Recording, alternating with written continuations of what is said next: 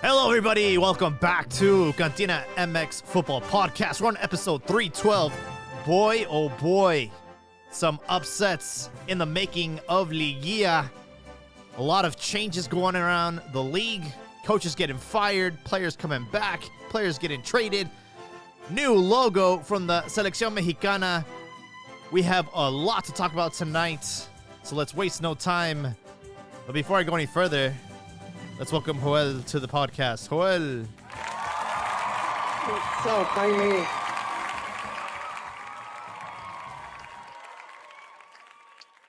Where do we even start? Liguilla. I think before Liguilla, I think I would like to talk about early Christmas for Mi Selección fans. One gift for those that's been naughty, I guess, for using the P word. And another gift for those that been nice. So we have, they called up Marcelo Flores for the Chile match. Marcelo Flores, the English, Canadian, Mexican. Who plays at Arsenal. Yes. Arsenal youth. That's the youth. Eligible to play for Canada, eligible to play for England, eligible to play for Mexico. And we got him. I think he already played. I mean, because he was playing with the youth, with the Revelations Cup or whatever it was called, where he scored those two nice goals and he went viral. And I think I think at this point it's more of like to appease fans, I'm guessing. You think so? I think that this is a great opportunity, especially after having two really tough World Cup qualifying matches, to kind of give those guys a break and allow this opportunity with this Partido Molero against Chile. But I think you throw him, and see, that's the thing with Moleros and Amistosos, that they're just that friendly. But if you throw him in San Pedro Sula, in some pretty, vicious, damn, I forgot the word. Like just like a hostile environment. Yes, that's gonna be like a very heated game. It's way different, and he will be playing against just seasoned professionals, not youth. Of course, some players at that age they're already doing it, but those players are starters. They're legit. They're already starting for their teams. He's just been playing in youth. He hasn't been able to crack to the first team. Yeah, I don't know. For me, I'm excited to see some young blood. Also, Luis Olivas from Chivas has gotten a call up as well. So I mean, these are like young players who are still getting their their starting 11 like minutes. Luis Olivas was a revelation this season for Chivas. Yeah, he's coming from the cantera. And Marcelo Flores is kind of just like the flavor of the week, flavor of the month, what have you. But there's been worse players that have been called up to the selección. Oh yeah, for sure. So why not see what he's got? True, and amistoso though. But I mean, there's always. I guess I'm just skeptical not because of his age, just because of his lack of playing time. Because the players that we did see, Marquez, Guardado, to name a few, they were already playing in the first team. So I would say that's my big doubt. Well, we'll see how he does against Chile. Even Arsenal confirmed it, that he has gotten his call up. So that's good to know that they've given us his blessing, like, hey, we're allowing you to do this, because I know with England and having to travel back and quarantine, I'm sure it's a little bit difficult, but we got him, folks. We'll see how he does next week in Austin, and we'll be there. Well, I'll be there taking photos, so I'll be able to Yeah, give you my it's a good game to beat because that will be his first or his debut with the senior team. yeah. So good matchup to be there. Um, and the school though, we gotta talk about that. The elephant in the Um, room, man.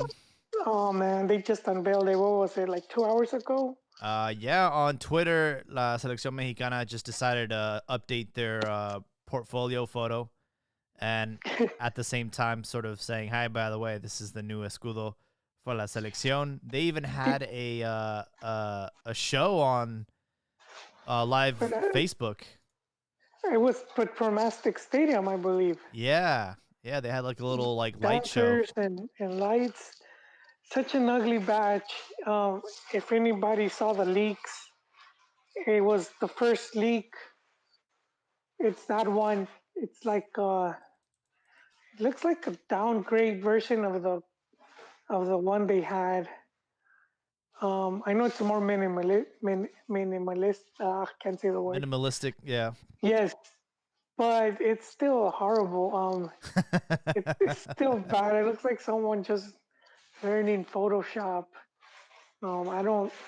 I wonder who they paid to do this. I would like to know, like seriously, if a company designed that, or who designed it. I would like to see like their other work. Unless this is something that someone at FMF dreamed up and they did it to his specifications. So my understanding as to why they made this redesign, Carlos Eustace just tweeted that the previous logo was hard to replicate, insert new materials, making it heavier for the new technology and obviously more expensive. So it says it was also hard to redesign for certain colors, and that is why the change was made. Yeah, well, that explains the minimalizing a lot of the stuff, but you could still do that and with a better design, with a better that's just a weak design all around. Yeah, and it's a polarizing design. Juventus did that a couple years ago, and everybody hated it. Now we've gotten used to it.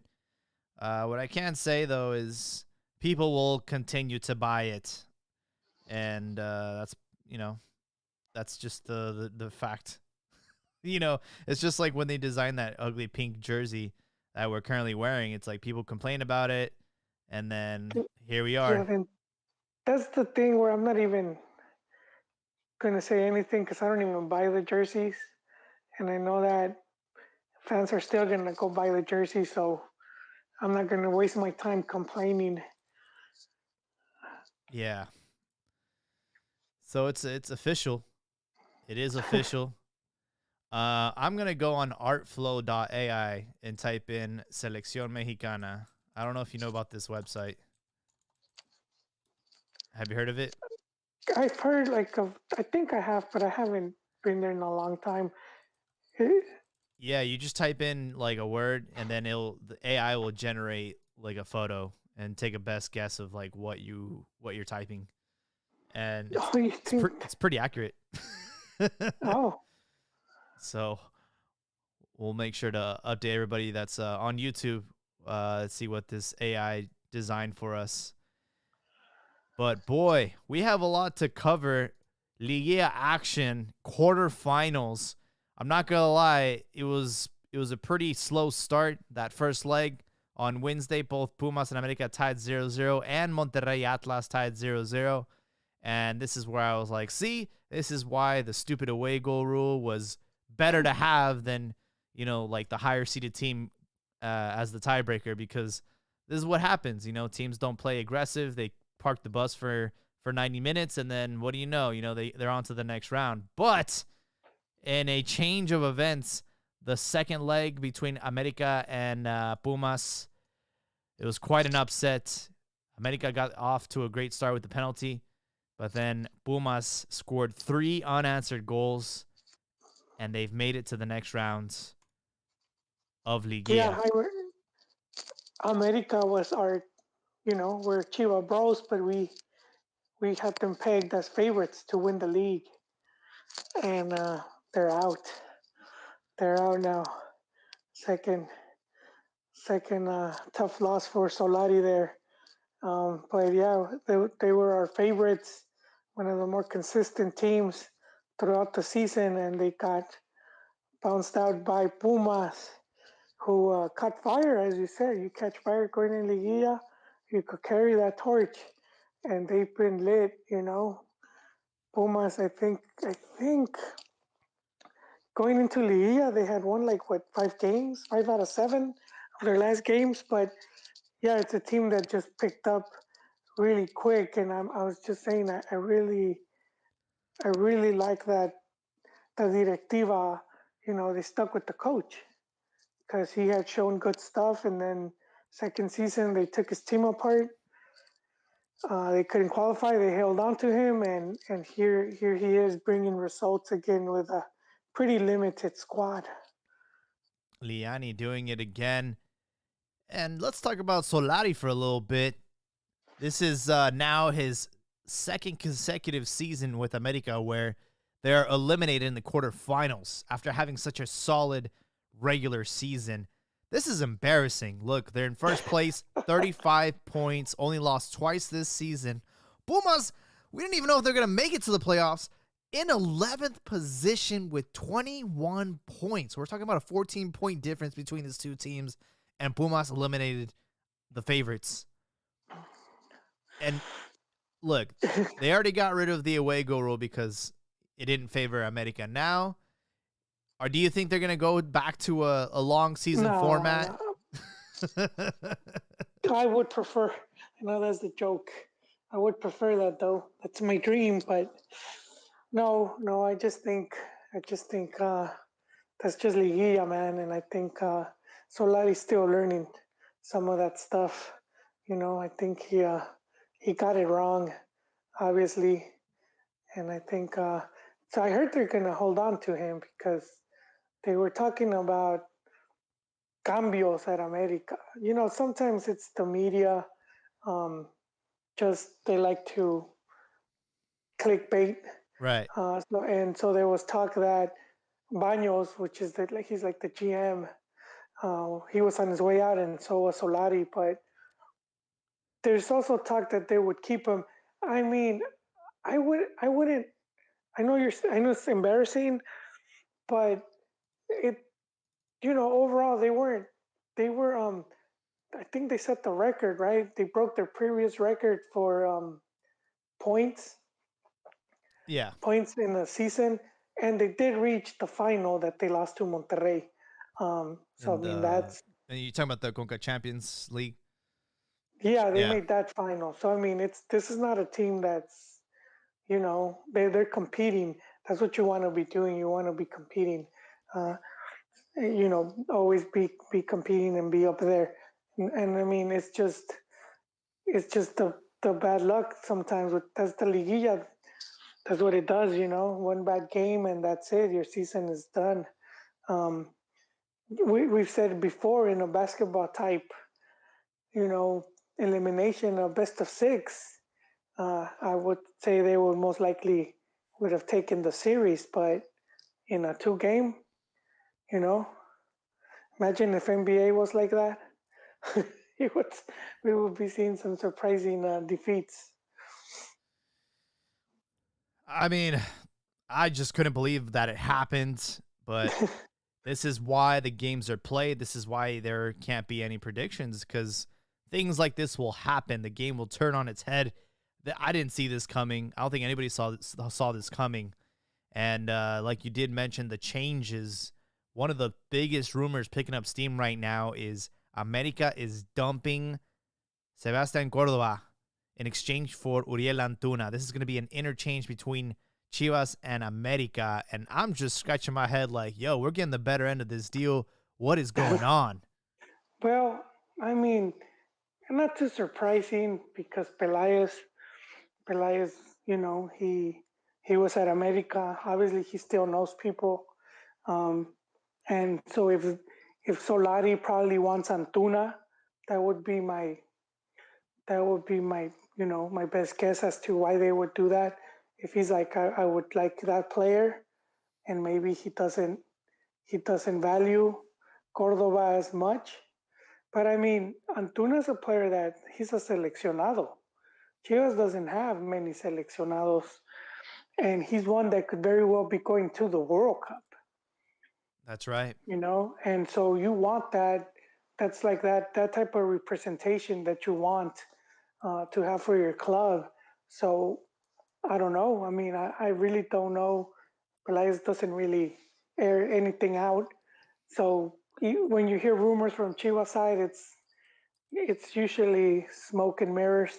Um, but I mean, I wouldn't be surprised. It's not like it's never happened where we haven't seen some Chivas players or America players. But I mean, Oribe Peralta came to Chivas. Osvaldo Sanchez. Angel Reina. Well, look, Osvaldo Sanchez started at Atlas, then went to America. He was at the club's two biggest rivals, and then he ended up at Chivas, where they declared him a saint. San Osvaldo, and he did win a campeonato. So that's that. And then we had Luis Garcia and dude, I just said his name, Luis and Garcia. Peláez. And Peláez. Peláez, they Yeah. both came in, and those were two guys that were always antagonizing Chivas. And there they were. They led the club to a final. They didn't win it, but they took him to a final. Tiburon So Sanchez. wait, but Tiburon went to America, I thought he right? was at America and then he went to Chivas. Might be thinking of another player. But yeah, there's been quite a few. He was. Oh wait, Ramon, whoa! He was at Chivas, then he went to America, and yeah, then he see, came back. there you go. See, Ah, prodigal son. Ramon Ramirez, same. yeah. America took him. They really wanted him. They declared him Caballero Águila. It's kind of dumb. It's just something to try to get the fans on board. But I remember seeing that presser. It was tough, man. He was crying. His heart, and not crying like Gullit when he left Leon. Like this was like man tears. This dude was a straight Chivas de This wasn't corazón. alcoholic tears. This was. Nah, this it was like, have you ever seen a lumberjack cry? Or a pirate. So but yeah, so I'm not too surprised with that, especially because Pelaez. Um, so I don't know, but you're saying Chivas will get the better end of the deal. Oh, absolutely. I mean, I'm just looking at it from the overall ceiling of a player. Uriel Antuna has been at Europe and back, and he was at LA Galaxy. And, we kind of like rescued him, to be honest. We rescued his career because it wasn't really panning out. He had a really good Gold Cup, and then we took on the hype and bought him. And yeah, he's been called up to the selección now, and he like you mentioned, he is going to be a World Cup player. Sebastian Cordova, though, is very talented, and I thought he was going to be the successor of Diego Lainez when Lainez left. And I don't know what's happening with him over there at America, but I'm looking at transfer market. He's worth more than Antuna. 7.7 million versus about 5 and some change for Antuna. So you approve of the cambio? I'm down for it.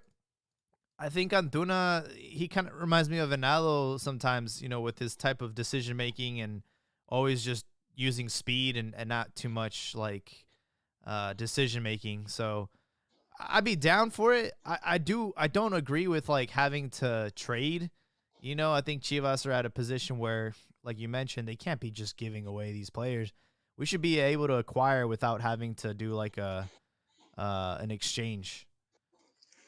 Yeah, but no one's really selling. Yeah, and yeah, I'm not sure. Maybe there's some damaged goods there. Maybe America's not giving us the whole story. They're sending another Oribe.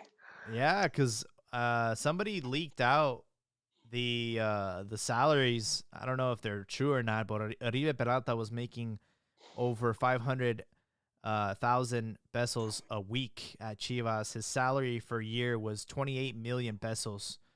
So Yeah, well, this guy well, was I making. wasn't surprised. The salary thing, and that was one of the early stuff that got leaked out that why America let him go on a free because he came to Chivas as a free transfer was because Chivas was gonna pay half of his salary or a part of it, and so that was a I wasn't surprised with that he was making all that money because he was still contract tied to America and he could have just waited out his contract, which was like that's why it was like no team would take him because just how much money he was making. I guess he was just in a way cashing out. Yeah. I don't know who leaked all these salaries, but there's some on there that are pretty alarming. One of I them don't. in particular being Tio Sepulveda, who's been, called up to the selección. He's one of Chivas' best players. He's making not that much money. He's making like it's not a lot, man. 3,000 pesos a week. That doesn't sound right. Yeah, and then they have Saldivar making more than Alexis Vega. I don't buy that either. Who knows? Because Alexis hasn't renegotiated yet, so he's not really making as much as he's worth now. Yeah, but he arrived as like a top contract. I don't think you know when he came in. I don't think he was. Yeah, I'm not sure. As far as the other Liguilla matches, so like I mentioned, it was a 0-0 game, and Atlas, oh boy, Atlas, they were able to get through to the next round, beating Monterrey. Well, not really beating them. They tied 1-1 thanks to the higher seeded team. They are through, and Aguirre, another coach, falling short, man. And we had Rayados winning. We did, we did, but they just couldn't pull the trigger. Um, yeah, Didn't they? Was that a penalty that Atlas was gifted? Oh, yeah, that was very controversial early in the match. Penalty call for Atlas, and if they looked at the replay, he like tripped over himself. Yes, I mean, I don't know, man. Ever since Atlas joined Norlegi, they've been getting all these. Last season they get the big points from the America, and now they're getting this penalty kick call, which was yeah. In the replay, there was no fault. There was no contact, and I don't know what's going on there, Jaime. I don't wanna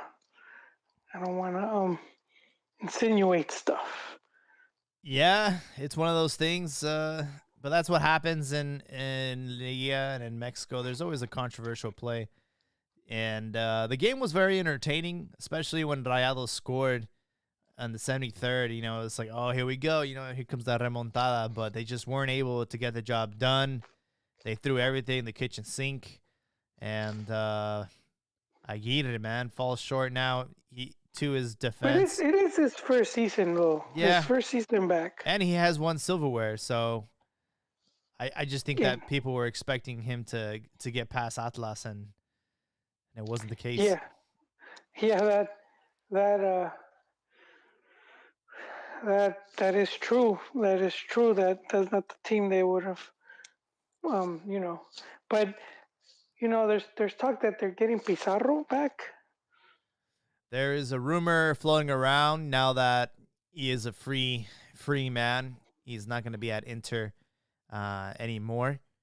There was a Inter Miami. Inter We Miami. gotta Yeah, hey, yeah. we He's very expensive. He's got a lot of high wages, and the latest rumor is that he's going back to Rayados. yeah. Well, I mean, very few teams will be able to pay him. Tigres would be the other one. Uh, America, um, that's about it. Cruz Azul, but I don't think Cruz Azul would want to do that. So that disappoint for Chiva fans because I know they would want to welcome him with open arms, but there's no, you know. Yeah, we talked about it a episode or two ago that he had liked a tweet about the possibility of him going back to Chivas, but obviously it's not up to him. It's up to Chivas, and it's up to the front office to get that job done. Going back to Monterrey would, I think it's a step up from where he was. But I will say that it was a little bit of cloak and dagger there by David Beckham, because Beckham I was under the impression that he was going to help him get his deal to Europe, and it hasn't been the case. Yeah, it never happened. I felt that he would not have sold him to a European team, but I do think I did see it like maybe a loan, and Yeah. I thought I could see him going on loan and playing because I remember when Landon Donovan, I don't know if he was with the Galaxy or with the San Jose Earthquakes, but he would play with Everton on loan, Oh, that was way after San Jose. Yeah. and he was playing in both clubs. He did good, so I thought, okay, I could see something similar where he goes and he plays in England, and then Mm-hmm. he just comes back. Yeah, the Red Bull did that with Thierry Henry. He would on the winter he would go to Arsenal and play there. Similar with Beckham and PSG, right? He got loaned out there. So, yeah, him going back to Monterrey, good for him. I don't know how he fits into the plan now, but I'm sure they could use him. Doesn't hurt to have him. And Atlas are in the semifinal against Pumas. The two teams that I don't think anybody would have predicted at the start of the season. One of them's going to go to the final. Is this even real life? Like, what's happening? Uh, no, I expected. I was thinking Atlas would eventually get there just because Grupo Orlegui. So I'm not too surprised with Atlas. Pumas is the one that's a bit more surprising just because they came from a horrible season and just not having their squad is not really that good. On the other side of things, we had Tigres and Santos. Those games were actually entertaining. Santos won the first leg 2-1 thanks to Lalo Aguirre. And then out of nowhere, Gignac just scored one of the best goals I've seen this season Oh yes. to give Tigres a little bit of hope. And then they closed the show at home. It was 0-0. It looked like they were about to get eliminated. And then out of nowhere, El Titan Carlos Salcedo just scored a screamer and gave them the pass to the next round thanks to Standings. the standings. Yep. Ah yes, yes. So there's Piojo working his stuff, and so I'm glad things are working out for Piojo. Um, that was not surprised there again. I knew Piojo could do it because he's shown that he could do it. My only concern was, you know, can he win this locker room? Can he get this team to, believe in him? And yeah, looks like he did. Looks like he did, and they've been behind him, and good, good for the Laos. And Santos, good. Hey, there's one of those teams that they've always been very competitive. The other Orlegi, they're the main of the Orlegi teams, um, and they didn't seem satisfied with that. So the coach is out. Guillermo Almada has been let go from Santos, which I personally think that's a little bit premature, a little bit Well, impulsive. Well, from Santos, I wouldn't see it like that, Jaime. Oh, okay. You know, you've seen this before. Yeah, they did it with Chepo, and then they brought in goddamn, the Uruguayan guy. Caixinha or no? No, the Uruguayo, Well, this guy's Uruguayo. the other Uruguayo. He was the goalkeeper. He was the goalkeeper. He ended up winning the league with them. Oh, And then for yeah. some weird reason, he goes to Veracruz. I don't, I don't know. I don't know what he was thinking. Maybe his promoter was like, "Hey, man, just take this L, this massive L, you know." Goddamn, what's his name? He. Goddamn, Jaime, you're the youngster here. I'm old. I got No, that. I'm not I very got good with coach names, man. that. He. Uh, I'll find it'll it. come. Don't worry. It'll come back to us. Um, yeah, but that was they did, and they won, and then they got rid of him, and now they they're being competitive, but they don't build their squad around a coach. You know what I mean?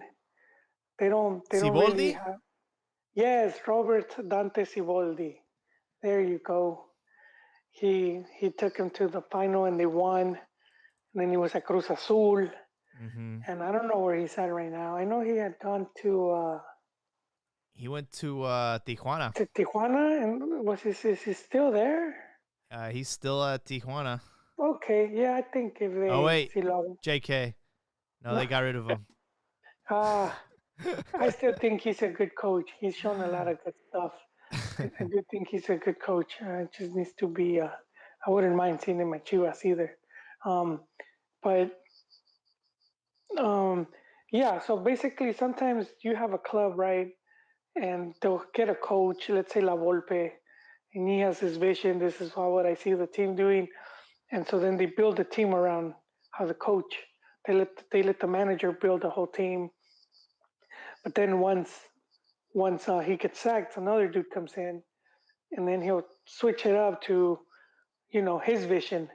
And so some of the clubs like Pachuca and Leon and these teams, they're more structured. So it doesn't matter if the coach leaves because they already have a lot of stuff in place where it's like players that need to be promoted and whatnot. I think that's something similar to Chivas is doing with Pelaez, um, or trying to do, I should say.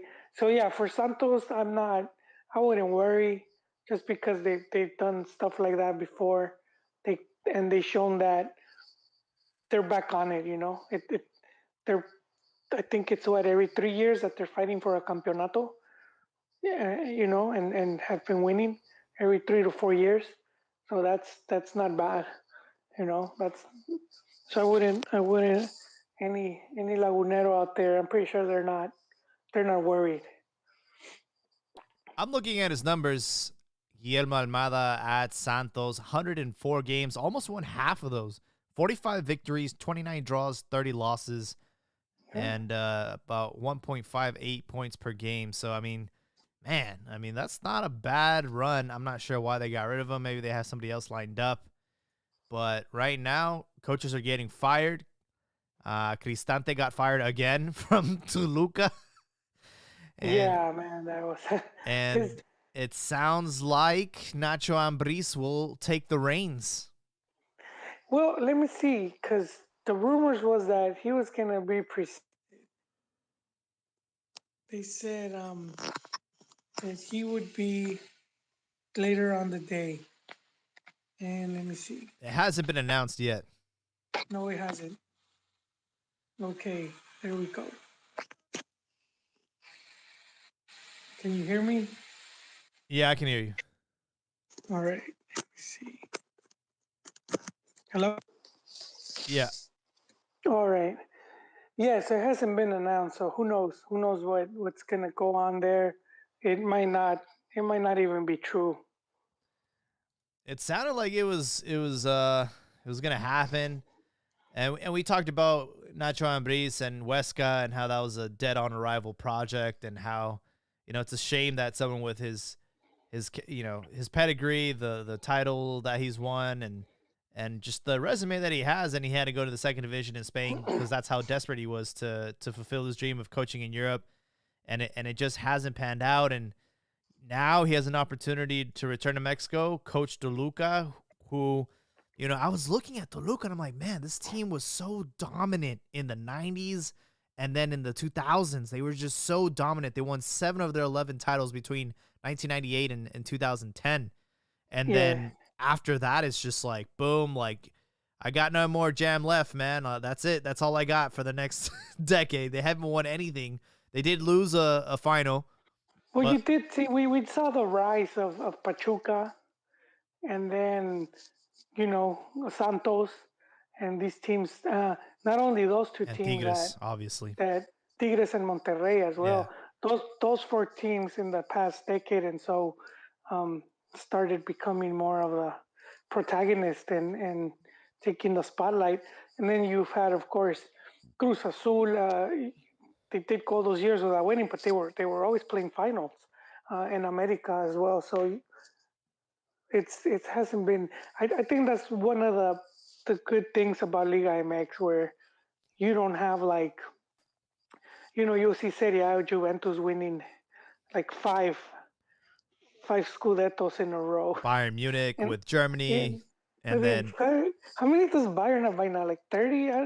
I think they have like one when Dortmund won, but then it's like yeah, it's there's basically like a Bayern Munich crazy every year. amount. Yeah, or in Spain, which was just alternate between Barcelona and Real Madrid. Um, then every time there's like an eclipse, you have like Atletico or some other team. But yeah, that's one of the things that I like about Liga MX. Just it's pretty level, and it's one thing that Tata said when he was defending the league, when he was saying how it's one of the leagues where the teams are the most evenly matched, which is a big reason why Chivas having such a hard time. Yeah, there's nobody that they can step over because everyone's kind of like at that same level. Yeah, teams that normally they would have pushed around, they're not. They have gotten stronger, and they could bring in players, and Chivas can. So If you look at that's like been, the standings, right? You look at the spots, the 1 through 12 that were into the playoffs. I mean, the difference between 12th position and fifth was 4 points, so it's yeah, two it's games. it's very tight. And there was still 2 other teams, Mazatlan and Necaxa, that missed out, but they did have the same amount of points as San Luis with 20. They just had more goals conceded or less goals that they scored. But yeah, this league overall is pretty even. Yeah. That's why I would prefer the long season format. But pipe dream, Jaime, pipe dream. We're not. It's not coming back. I don't know. I They, mean, they went for cigarettes. I, And we haven't heard, we haven't heard from it. he went to go get milk and cigarettes. I don't know what happened. I'm waiting. But no, for real though, I think like America's already been able to change the away goal rule. I don't know how much influence they have, but obviously the long season format would benefit them because they've been the most consistent team. Them and Cruz Azul have been the most consistent team. Like if you stack up all their points together over the Yeah, but I do feel these other teams might. I do think, uh, those 2 teams you mentioned, and I think Tigres and Monterrey would also compete. I do think that it will become harder for like the Pachuca and these other teams to Mhm. be able to pull it like that, because their whole thing is built around going into a liguilla. Let's talk about the 4th semifinalist. Puebla Supercamotes had a really good first leg, 1-2-1 at home.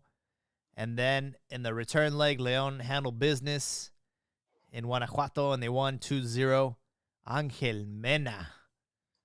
Remember that name? Yeah, he's back. Scored both goals. And with that, we have a Feline Semi-Final between Tigres and León. What do you think, Tigers or Lions? Who do you got? Man, I don't know. I don't know, man. This league is too surprising. I'm scared to even give predictions. Well, León did finish above Tigres in the league with 29 points, so they will be closing the show at home, and they will also have the benefit of the doubt. If they do end up drawing, they will go through. And this is the first for Diego Olan, who's the new coach at León. So let's see how he does. Yep. And Piojo trying to win silverware in his first attempt with Tigres. I don't know, man. I like Gignac. I'm a big Gignac fan. I think they might be able to get through to the final. And what a layup it would be to have to play against Pumas or Atlas. Yeah. That could definitely. You think those teams will, by the time they reach the final, lose their spark? Hey, man. Right now, it's like they're enjoying the ride. You know, it's like they got free admission to Disneyland, and they're like, screw it, we're gonna just stay here until they figure us out or kick us out. You know, No disrespect to Atlas, you know, they were the team in second place. yeah, and you don't think they could break their curse? You know, Cruz Azul broke their curse, and then you really think we're gonna break 2 curses in a row? Atlas is a super double hex. Because what is since 1951? Since black and white. So,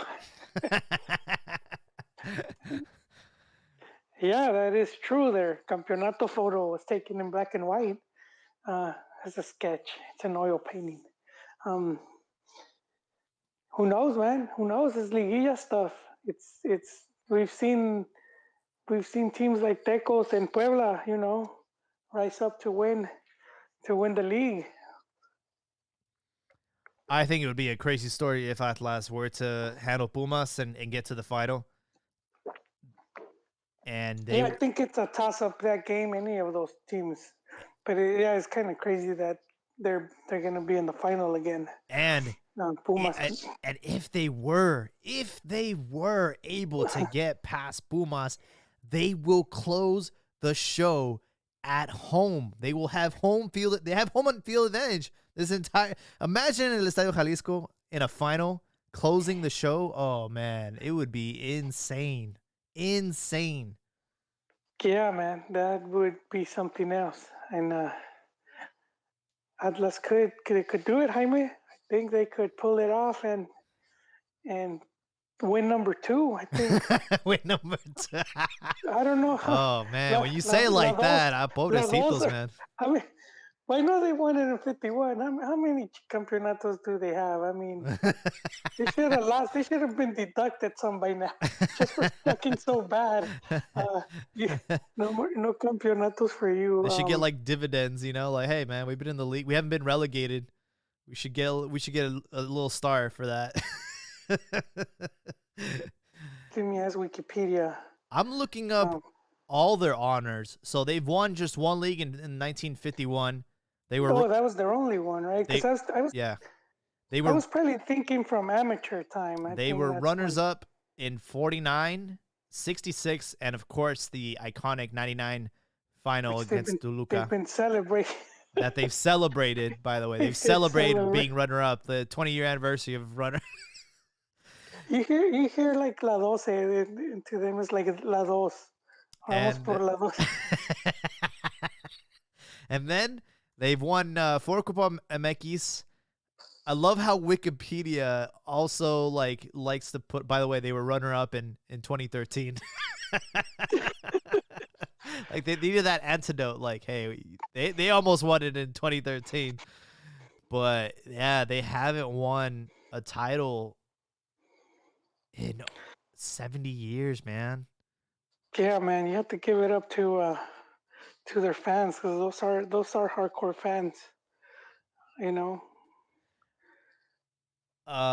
We got quite an audience here on Twitter Spaces. If you guys have any thoughts on your mind or want to chime in, just feel free to request to speak. Yes. We definitely want to hear you guys' predictions and takes. It doesn't have to be necessarily Liguilla, obviously the ugly Scudetto that we have now for the Mexican national team. There is an interesting rumor that kind of fits in with the whole Ambris and Toluca. Cabecita Rodriguez, Cruz Azul's striker, is rumored to go to Toluca. So, that would be Nacho Ambris's first refuerzo. Yeah, and a very good player. He's a very good player. I don't know. I didn't keep up with Cruz Azul this season, but he's been pretty consistent since he was at Santos. He's been solid, and I'm sure he's done everything he could at Cruz Azul, and now he's trying to get paid. There's also rumors that he might go to the MLS. I heard that they weren't offering, but I mean that would probably be his best option, money wise. Just Liga MX is more. They're more willing to bring in from South America. They've been pretty good at bringing some talent. So I guess they're confident they could just pluck someone from over there and easily replace him. I didn't realize that he had 228 goals. That's a lot of goals, man. Yeah, he's one of the top. I heard I forgot which Liga MX was trying to bring back Ridas, but I don't know. I don't know if he wants to leave. Oh, we got a request. Yeah, Rui Diaz. I don't know. I do think that he was at Morelia, so then he went to Seattle, and he's been doing well. He won a title with Seattle, if I'm not mistaken. T has requested to speak. Feel free to chime in whenever you want. Yeah, make sure your microphone is on. Yeah, right now it says your mic is disabled. Hey guys, can you hear me? Hey, Yes. What's up, man? Welcome to the Cantina. Hey, just wanted to quickly just say hello. To be honest with you guys, I have not followed soccer in a while. I guess I've been let down one too many times by the Mexican national team, and I'm sober now a few years. But I just wanted to let you guys know that I've listened to the podcast on and off for the last couple of years, and just wanted to stop in and say, you guys are awesome. And I had a random question. As far as Mexican talent development down the line, is their best bet to play in the MLS versus staying in La Liga Mexicana, or maybe even go to South America, or is the dream still to go abroad? What do you guys think? Well, for South America, they've tried that before, and it's so competitive, and then the Mexicans going over there, they're already making so much more money, so it's been a disaster as far as but they would in the past send players to like Uruguay and Chile and just to try to play, but it's never worked out because they're so dependent on selling players that they're not really going to develop, or give much of a chance to people going so they just, and the clubs know this, but they just hope that they could just playing abroad for a while can just like toughen them up a bit, but it's never really worked. And Chivas trying something similar where they send a bunch of players to Spain to like the fourth, fifth divisions, just probably like the Sunday leagues over here. It's just, I don't know why they're doing that. A lot of that stuff usually it's never worked, and they've done it for years now. You go back to the 90s, you'll find articles on so and so is going to be on loan on some team. So South America thing is not going to work. It'd be going backwards. So here's the problem, and this is why like Liga MX has a unique problem: is their players get paid really, really well, and players from South America are trying to come to Mexico or Europe to get paid because the wages are really, really good. So if you're a young player, there's no future going to South America, even though they have a proven, track record of exporting players to Europe. but you're going to be sacrificing, and it's going to be a more competitive league, and you're a foreigner, so it's like they're not going to give you that chance. I know I can count them from the top, like with my hand, like Luis Hernandez, Mario Mendez. Who else went to South America and like just didn't pan out? I remember Osvaldo Sanchez when he was at his peak with Chivas. There was a rumor about him going to was it Santos? And the Brazilian? yeah. Brazilian Santos. Yeah. And he decided not to because they found out they offered him his contract, and like, dude, that's like peanuts. Like, I make more here. So Yeah, they were hoping, you have Libertadores and the European scouts are over here. No, the South America thing won't work. I think for players, the young players, MLS, I know a lot of Mexico fans hate MLS or the thought or the idea, but it comes down to playing time. That's basically what it comes down to. Is if you're gonna get consistent playing time. So Salcedo's a good example because he went to Real Salt Lake and he was just getting playing time to the point where he ended up back at Chivas and then he went to Europe. But I think he was at Tigres, and had he stayed, chances are he probably wouldn't have developed as fast because Tuca's track record of just not really playing the youth. So that is, if anywhere you could get playing time, like a lot, that's gonna be your best bet. So And then, do you foresee that that's going to be the trend going forward, or do you think a lot of these clubs are going to just stash the bench with like these young talents that never develop and just kind of end up turning into like late 20-year-old players that well, what's happening now is case in point, Orbelin Pineda, right? This guy should have been playing in Europe, but he has to wait until he's a free agent because teams aren't going to sell him. They demand too much money, and that's a problem. But just to clarify, they demand much money because their value in Mexico is much higher. Exactly. So they're not doing it because they're evil. They're like, we're gonna squeeze everything out of you. It's because they're just valued that much more in the league. But with MLS, we saw there's a league that's being developed, like a developmental league in Mexico that is gonna be like linked up to a league in the US. And I know it's gonna be for getting players, and I think they're probably gonna end up trying to get the players to play in this league in MLS, I should say. Do you remember, Jaime, the Yeah, what was it, USL and I forget, but they're like the USL and the Liga de Expansión are gonna be like they just collaborating. partner up, but it's I mean, because Liga MX kind of closed the door on a lot of youth with the whole going to 11, 12 extranjeros, so very few players get a chance, and now it's like you're seeing more and more going to like Guatemala's, even with the coaches are going over there. They even did a report how there's more Mexican coaches in the Guatemalan league than in Liga MX.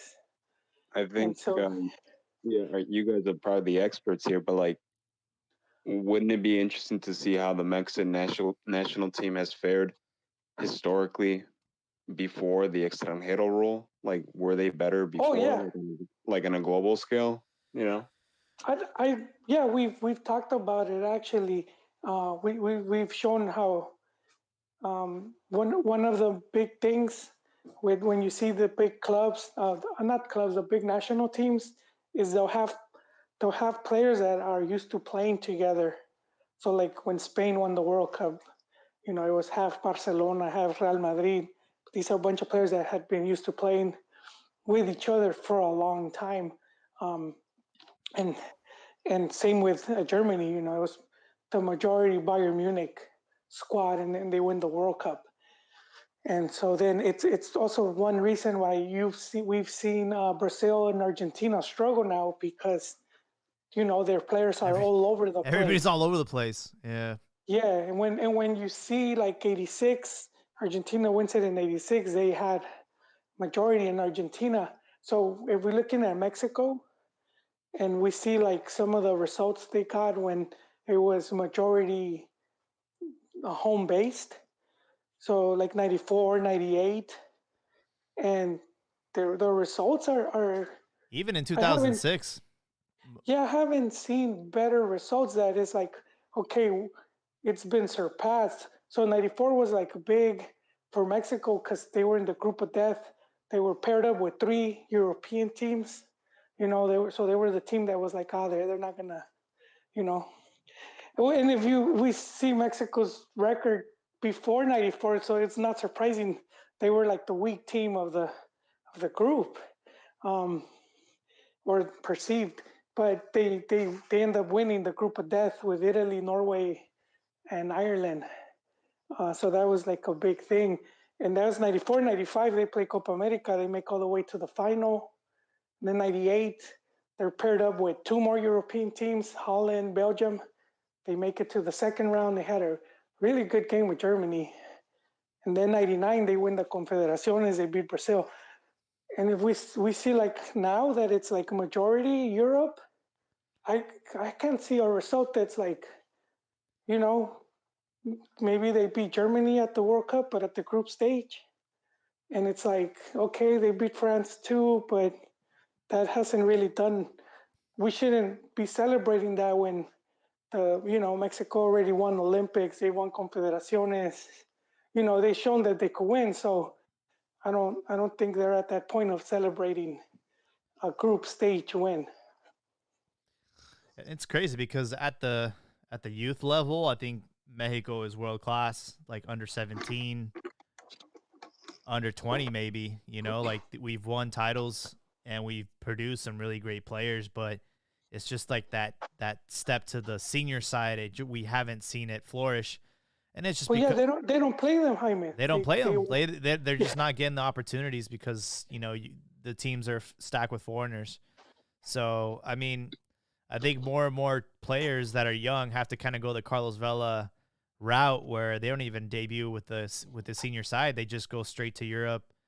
But it's just very difficult because there's a lot of money. The teams aren't going to be giving away these players for free because they've invested so much money into them from bringing them into the academy and paying for their so like they're trying to get paid too. So it's like it's just a lot of money involved. I mean, look at Jose Juan Macias right now. He hadn't played since October. He finally gets his opportunity in the Copa del Rey. Plays 25 minutes, injured, and he's done. And it's just like this guy was supposed to be like our next in kin. This guy was supposed to be ready for the World Cup next year, and I just don't see that happening. Yeah, well, I don't know. Hopefully, things pan out, but I don't have faith. But either way, you guys are awesome. I will mute myself, and thanks for the podcast. Always entertaining. Oh, thank you, Thank man. you so Thank much, man. I you. appreciate that. Appreciate it. I think it seems like doom and gloom, but it's not so bad, um, because what Mexico has been doing since '94, been able to stay consistent, top top 13 in the world, is very difficult. And I was seeing this tweet that Martin put the other day on Italy, and he said since 2006 they haven't been able to make it out of the group stage. So in '06 was when they won the World Cup, and then after that, I think they didn't qualify, and then they were eliminated group stage, and now they're in a position of missing out again. Yeah, Italy didn't qualify for 2018, and yeah, right now they're gonna have to, it's gonna be between them and Portugal to make it. So yeah, they could potentially miss back-to-back World Cups, which would be crazy. Yeah, and that's one of the best teams in the world, and to be at that, you know, to be in that predicament, it's unthinkable, and so it just makes what Mexico does, we could appreciate it a bit more. I know fans want them to do that, take that extra step, and I think it's been a bit of luck sometimes. Like luck just hasn't been It just hasn't been on their side.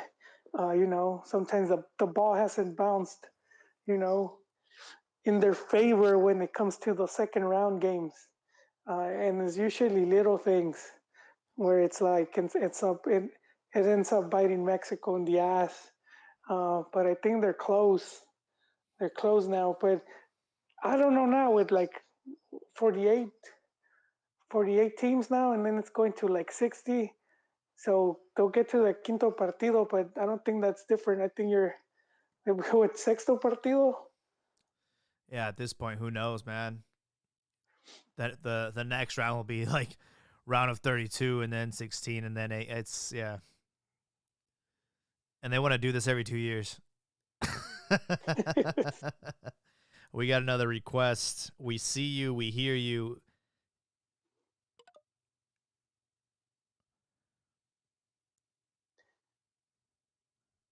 Feel free to speak up whenever you.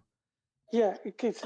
Oh yeah, so I just want to like do a little like summary what you were talking about, and then ask you guys a question. Sure. So I completely agree. The national teams are like two different faces. Like the older team, since the '90s, we had great Copa America results. Even in the early 2000s, had great Copa America results, Confederaciones, and then our young teams were never well known for any results.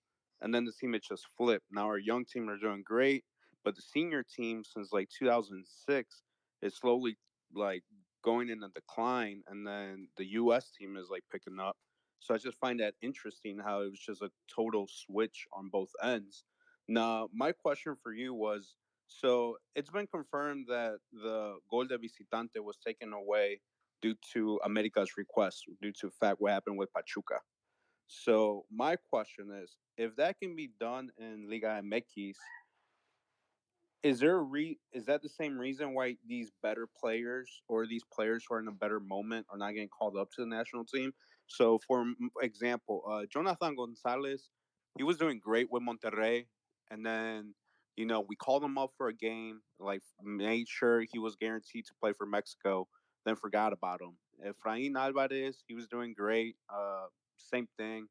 And then with that, we have Acevedo, a goalkeeper for Santos, a center back for Toluca, Arteaga. Like, we just have all these young guys who are doing great, but it seems like the national team's not calling them up for marketing purposes. So I'm not trying to be a conspiracy theorist or anything, but will you say the directors think the Mexico fans are dumb, that we want to see like the Memochoas, the Herreras, the Guardados, when in reality we just want to see the guys who are in their best playing moment and give us a better chance of winning? So my question is, you think they're not calling up these young guys who are in a great moment due to just that marketing? Uh, it doesn't fit their agenda, their business model. Yeah, it was sponsorship. It's business. So it's funny because it ties up to something you said earlier. But yeah, it has to do with the sponsors that put all this money when every time Mexico's playing Moleros, and if you already have, let's say, Ochoa, and he's the face of you know uh, Pepsi or whatever that's promoting, then yeah, they're gonna want him, or they're gonna want assurances that he's gonna be with the selección because they put money and it's helping promote it, and you're not gonna pay all this money and the dude that you've been using is not even getting called up. And I say it ties up to the youth because you know Mexico around, oh man, it's around 2000. I can't. I need to get the dates because I think it was around the time that all of the youth teams failed to qualify to their respective tournaments, and then after that they started uh, just doing programs, and after that investing more money. So and when we see the Mexican youth teams, they're among the teams that pay the most out of any teams. They'll be playing the most games and tournaments, so they're always like well prepared when they go in, like when they go in a competition. Like you'll see Mexico playing Toulon tournament, They'll play Dallas Cup.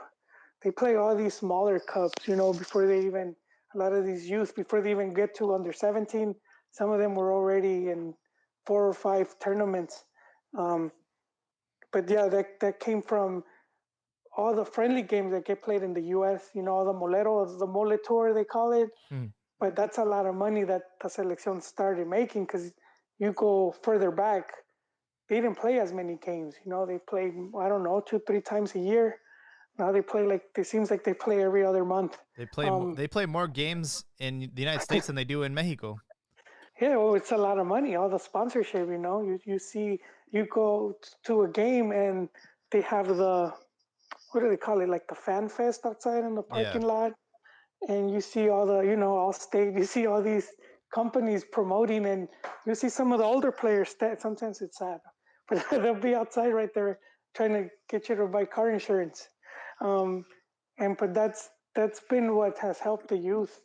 All these Molero tournaments, they started investing money. Uh, for the Selección Mayor, I don't think I don't think they were in decline. I think they just haven't been able to improve, Yeah, it's just haven't been been able to stagnant. do better. Yeah, Well, but it just seems like you said the youth teams are like giving those results and they're well prepared, but they're not giving that opportunity towards that like next jump. So yeah, what's the whole point? Seniority, man. I mean, for me, that's the way I feel about the whole situation. Is like there's seniority. They're giving a little bit too much respect to these players like Ochoa and Talavera, Hector Herrera, and they're not picking the players that are in form. And it could be player image. It could be marketing. It could be no, like, well, but kind of what he's saying is the thing is the clubs don't really care that they're not gonna play a player just because he's gonna be useful for the selección in 5 years. They're gonna their thing is to make it to Liguilla because that's where they'll get a lot of the money Well, from. I mean, I won't even look at our clubs. I mean, a perfect example to me after reading all the interviews since after he made his decision with Ricardo Pepi, I am 100% confident he wanted to play for Mexico, like heart wise, but Yeah. career wise, it was like the likelihood of me getting a chance to attend the next World Cup is Oh pretty yeah. low. oh yeah, So you know that he's not owned by Liga MX club. He's getting his playing time in Dallas, but it seems like Selección Mayor is like, he's killing it, doing great, but we just don't want to call him up. And now it seems that with Marcelo Flores, it seems like we're only calling him up out of fear of losing another player instead of because Yeah. we actually want to give him a chance. So if one of those kids was my child, I would love him for play to Mexico. But from a professional point of view, I would kind of be like, you know what? I think you're better off with the U.S. or Canada. right now Yeah. it's actually kind of realistically, with Flores, like he's not going to break into the English national team. And Canada right now is cutthroat, man. They have really good talent right now. So I think realistically, this was his best chance was to play for Mexico. But there are players like David Ochoa who announced that he's switching, even though we've never really called upon him. And yeah, I mean, for one thing though that helps me sleep at night is like I have yet to see a player that decided to go play for the U.S. that had the opportunity to play for Mexico, and we actually like are hurting because of that. There hasn't been one single player that's actually like done anything. No, Maybe but that maybe doesn't mean maybe it can't Pepe happen. maybe It Pepe does. will, but USA didn't qualify for the World Cup, so it's like now it's like they're trying to get back in form. But let's not forget, bro. Like Mexico dominated this decade, and the U.S. haven't been doing that well. So now we're starting to see like the gap close or whatever. But for the longest time, Mexico was dominant in this Well, region. I wouldn't consider that a gap closing. Uh, I know it looks like that maybe because the media exaggerate and they clickbait. They feed off of that. Uh, they make things seem better than they are and worse than they are. But I wouldn't put it at that because they have yet to be dominant. I think once you see the U.S. being like dominant the way Mexico has been, then I would say that the gap is closing. But they haven't been to that level where it's like Mexico at their best. They'll put like 4 or 5 goals, and U.S. still is not doing something like that. When's the last time you saw U.S. Put a beat down on Mex? I can't think. It's all been 2-0, 2-1. That type of result. Well, if you look at Gold Cup wins Mexico, they've had like 4-0, 5-1, or 5-2, whatever it 4-2. was. Yep. Yeah, they've had those massive wins, and also just been more overall dominant against their rivals. My fear with that is, I mean, if you look at the U.S. and sports in general, like the Olympics, they're pretty much dominant across the board. It's always like them, China, and like somebody else. But as far as like when it comes to the Olympics, like Mexico, whether it's Winter Olympics, Summer Olympics, there's like an immense gap between U.S. sports and Mexican sports. So my concern is that once the U.S. is like they're hopping on board on soccer right now, but once its athletes fully immerse themselves in the culture, I don't. Based on the results of other sports, I can see them surpassing us. I mean, as far as like from a nutrition point of view, but they've been saying that for 50 years, bro. They've been saying that for a long time. Yeah, they've been saying that for a long time. But remember, MLS. Remember how they used to do their penalty shootouts? It used to be a joke of a league, and now it's starting to get more formalized. It's starting to become more serious. It's starting. I'm not saying it's a high league as far as level, because all you have to look at CONCACAF Champions League. Mexico's still dominant, but from my point of view is that within the next 10, 15 years, they could surpass Mexico if they chose to. Yeah, well, I think for what you're gonna see that their best athletes choosing soccer. I still think it's still a couple years. I don't see MLS would have to be one of the better paid leagues. Yeah, exactly. They're gonna have to surpass NBA and NFL, and so you got a baseball player signing a 7-year, almost $300 million contract. Unless MLS can do that kind of, athletes are going to continue to choose NBA, NFL, and baseball over soccer. Yeah, but I do think that, like you said, they've been improving, and so that can't be denied. That just how their league now, it's like 20 something teams. It used to be 12. They have 27. Yeah, I think they're trying to get 30, and just because it's a big country, so it makes sense. But that just means they're gonna have more players, and that is I would say that was something where they, compared to Mex, they had less depth, less talent, but it could switch because Mex did the opposite. They're like, hey, let's bring in more foreigners, and so I think that's Mex hurting themselves when they're becoming more dependent on foreign talent, and then MLS just building more and more teams where it's like more of the players from this country are getting opportunities. Yeah, the only thing I see that we have in our benefit is that Mexico players still learn that street soccer. When they're playing like you even see players that play like on the youth teams of America Chivas. They go play in the Liga Llanera to make extra money. And with the U.S., that doesn't really happen. They're very well protected.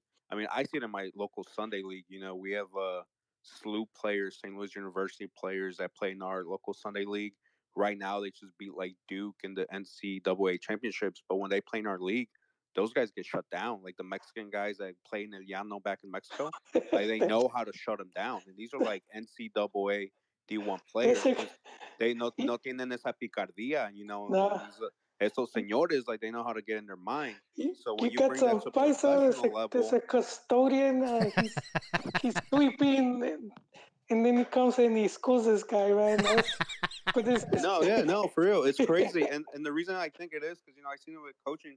Like I remember when I would grow up playing, if somebody did a dirty tackle on me, I would learn how to avoid that tackle. And with these kids that play for pay system, you can't do those tackles because they're like, hey, Timmy, why are you tackling like that? You can't tackle them like that. You're going to get them hurt. So they never learn those senses of how to fully play the game. That's the morro güero, morro prieto meme right there. But you're right, dude. You're right about that. It's too structured here. is very structured, and they have how it's like their leagues Everybody gets are their orange slices after the game. yeah, or youth leagues where it's every game ends in a tie, no matter what the score was. Um, and it's true what you say. It's too like structured and formalized, so it hurts them, and they always been wanting to be tied to the whole university, with the they do the player draft and whatnot, and so I do think that that limits them, because like you said, those players are like almost factory type, and yeah, you do see a lot of this talent players that come from the llano, like Brazil. You got these kids playing in a field with like stray dogs and potholes, and they're using a tin can. And so when they get up, when you put them in a flat field with a football, man, they're killing it. Yeah, I know those Brazilians grow up in the favelas or they play on the beach, and then you give them an actual pitch with a real ball, and they're like, oh wow, this is easy. I did see that. Where do you play? Where do you play your Sunday league? It's out in St. Louis, Missouri.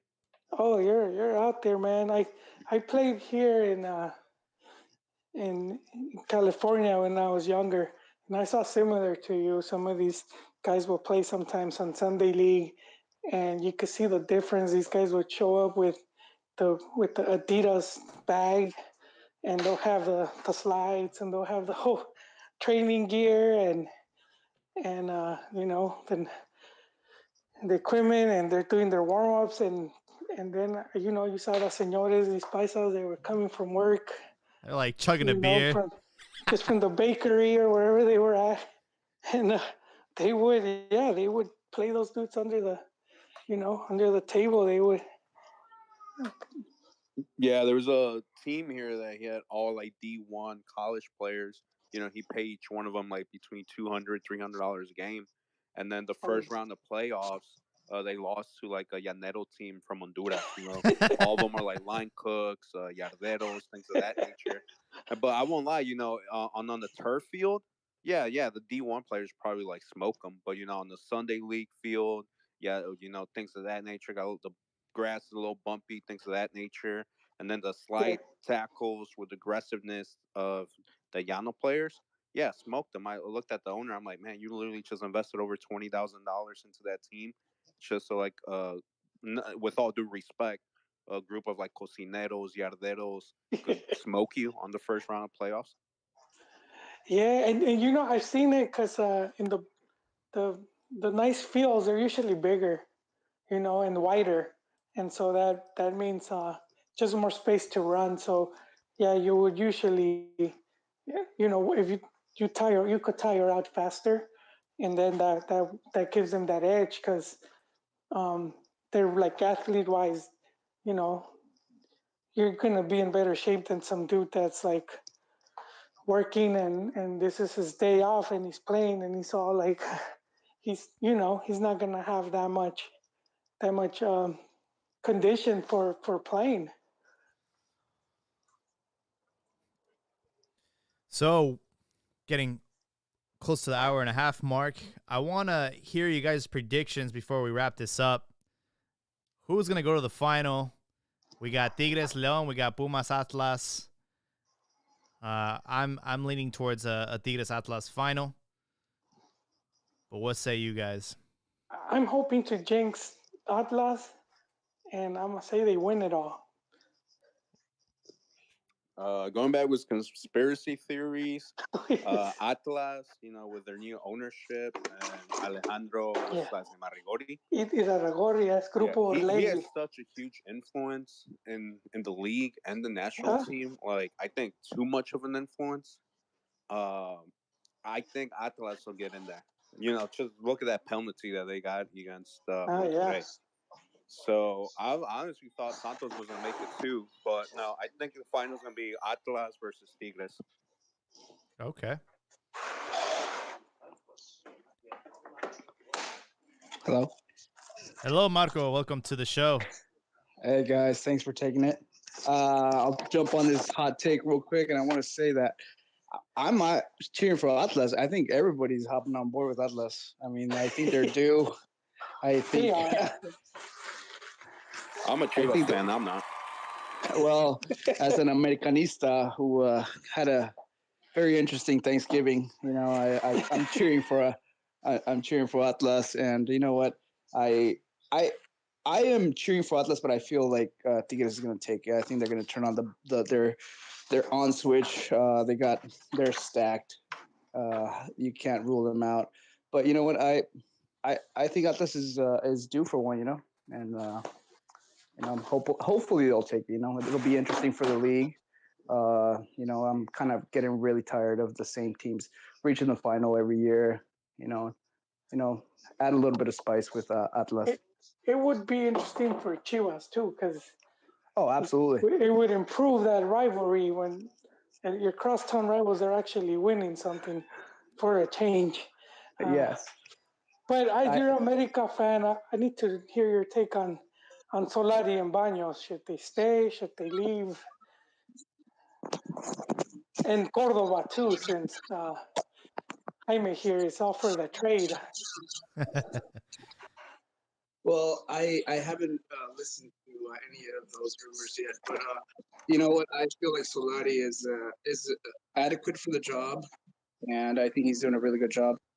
But I feel like I think it's time for some players to move on out of the team and to get some new fresh blood inside. I feel like Cordova has kind of been a disappointment this season. I think he has not lived up to the expectations we all had. He got the number 10 for a reason at the beginning of the season, and he has not lived up to that. Oh wow, they gave him the number 10 jersey. Wow. That's a death sentence at Chivas. Well, Yes, and I feel like that's the same case here. I mean, like he was very unprepared to fill those big shoes that jersey, that number has, and I feel like he's been a disappointment, but I feel like he has the capacity to yeah. I mean, his capability he just he has an off season, and we needed him, and he didn't deliver. I would like to see him stay at the club. I'm not a big fan of these changes between America and Chivas. Obviously, I feel like the Chivistas are also in that same train of thought. But I feel like Solari should stay, Cordova should stay, give him another chance to bring in a number 10 and take the team in better directions. So you would not want Antuna? No, I mean, Antuna's a really good player. I think us for him. And like I said, I'm not a big fan of both teams doing, those type of deals. I mean, I'll be honest, man. I really haven't felt that rivalry in a long time. And you look at some of these games after the bell rings, they're over here shaking their hand and joking around and exchanging jerseys. Like, there's no rivalry there. But well, they got the new social media era. That'll do that to those players. But I feel like it's. I don't. I'm honestly surprised that we're even talking about this in this day and age. That they're thinking about doing something like that. yeah. I saw Piojo's. I haven't looked into it, but I saw Piojo's reaction. I know he felt the America jersey when he was there, and I feel like it's unnecessary. I don't think it'll benefit either team. Well, I think Chivas would be benefited from Cordova if he partners up with Vega well, and Tuna he should perform better at America due to their playing style. But I agree, it shouldn't happen. If they do make this trade, that week leading up to El Clasico, we're always talking smack on Twitter. They just need to shut their mouths. Don't talk about rivalry this, rivalry that when you're out here trading players. It's like if Barca and Madrid traded Fati and Vinny. Yeah. Would each one perform well with the other club? Yes. but do you need to make the trade? No. Yeah, it does not benefit either team. I think it's just more like to stay relevant because they are both failures in the season. What was that TV show where they traded spouses? Maybe that's what they're trying to do. They're just trying to spice up their marriage, like, hey, maybe you can get the best out of him, and I think they both feel like it's a advantageous to both of their careers. But it's apparently it's up to Antuna. Antuna hasn't signed off on it. Well, I think America knows something that the rest of us That's don't what know. I've been saying. Because look, America sold like Ness, Reyes, Alvarez up to Europe. Like players that young players.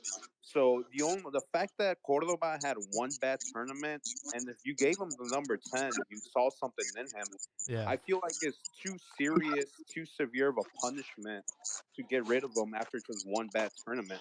So I feel like there's something in behind the scenes that they want to get him out. Sending him to Chivas shouldn't be seen as a punishment. But no, I mean as a punishment as getting rid of him for one bad tournament. No, I'm a Chivas fan myself. I don't mean like that's the punishment. The punishment is that you just gave up on him after No, I know what you mean. I'm just messing. Yeah. I'm just messing here. Alrighty, so looks like everybody's rooting for a Tigres Atlas final. That is pretty interesting. I don't think I've heard from T. I know he was the first one to speak tonight. I don't know if he has any. Maybe he forgot. Maybe he left his phone on. Guys, on that note, I want to say before I log off here, I want to congratulate you guys. I've been listening to you guys for quite a while. Congrats on the 300 shows. I listen to you guys every week. It's always thank you. It's always funny to hear as an Americanista. It's always fun to hear you guys kind of bicker and banter about the Chivas. I really enjoy it. I've been enjoying it.